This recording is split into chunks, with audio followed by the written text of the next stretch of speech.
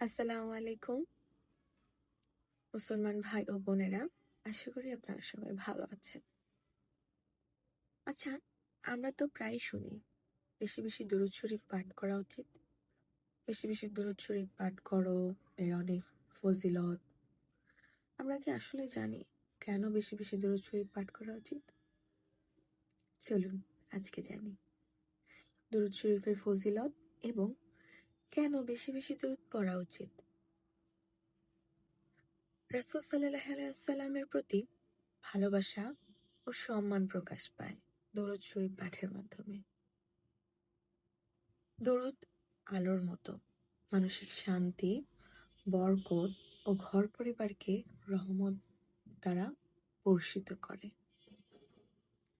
হৃদয় নরম হয়, গুনাহ থেকে দূরে থাকার তৌফিক আসে।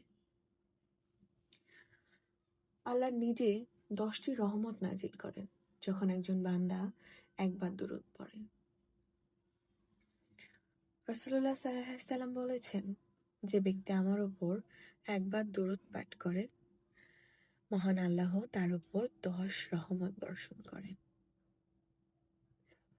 তার 10টি গুনাহ মাফ হয়, তার 10টি সওয়াব লিখা হয় এবং সেই বান্দার মর্যাদা 10 গুণ বৃদ্ধি পায়।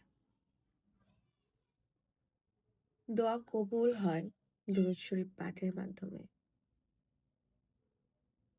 দুরূদের দ্বারা কৃত দোয়া দ্রুত কবুল হয়। কিয়ামতের দিন সুপারিশ পাওয়ার সুযোগ লাভ হয়। মহানবী বলেছেন, কিয়ামতের দিন আমার সবচেয়ে নিকটবর্তী সেই ব্যক্তি হবে যে আমার ওপর সবচেয়ে বেশি দরুদ পাঠ করেছে। তিরমিজি। এবার চলুন জানি কেন বেশি বেশি দরুদ পাঠ করব। দরুদ বেশি পড়লে বেশি রহমত ও বেশি সওয়াব পাওয়া যায়, যেটা আগেই বলেছি। কষ্ট, দুশ্চিন্তা, বিপদ দূর হয়, এটা প্রমাণিত। পড়েই দেখবেন দোয়া সরাসরি আরশে পৌঁছায়, কারণ সেই দোয়ার গ্রহণযোগ্যতা আল্লাহ তাআলা বাড়িয়ে দেন।